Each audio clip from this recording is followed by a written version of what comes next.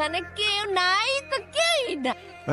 আরে বুঝা বুঝা আপনার পক্ষে আমি আপনাকে সরি বলছি, আমি আপনাকে সরি বলছি ভাই, আমরা না ভুল করে ফেলেছি। কি আছে পকেটে দেখি? খুব বেশি আন্দোলন করে লাবি না তুই, হ্যাঁ? তুই জীবনে কোনোদিন বড়লোক করে পটাইতে পারছস? পাইছা বুঝা সব ক্ষয় রাখতে। ব্যাগ রাখ এখানে। এইভাবে আর কতদিন? লটারি টরি কিনতেছি না, এই আটকাইতেছি, হ্যাঁ ফকির নি ভাই। এমনি আর কতদিন? ভাল লাগতেছে না, কিছুই হইতেছে না। এই জন্যই তো অন্য কোনো প্ল্যান বের করতে হবে। আমার ফ্রেন্ড গুলা কি সুন্দর দুবাই থাইল্যান্ড এইসব জায়গায় ঘুরতেছে, এক্সপেন্সিভ ব্যাগ। আর আমি এখানে বসে বসে তোর চাবির বিল দিতেছি।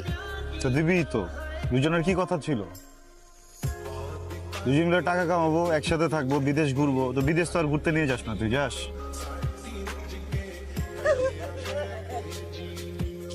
কিছু ভাই কিছু তো আমার গার্লফ্রেন্ড মাইশা পুরা বাপরে বিয়ে করছে, ওর বয়স 65। তো আমি কি করবো? আমি গরম টিভি ডট গরম টিভি। হ্যাঁ গরম কম নিউজ করেছে 65 বছরের বুড়ো বামের ঘরে 17 বছর 7 মাসের কচি মাল।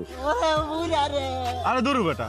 ব্যাচেলার.com নিউজ করছে টাকাই কি তাহলে সকল সুখের মূল? আমরা সারা দিন ফিটিং সেটিং দিয়া 2 পয়সা রাখতে পারি না। সাব্বিরের গার্লফ্রেন্ডে ওরে ছেঁকা দিয়া 65 বছরের বুড়োর বিয়ে করে কোটিপতি।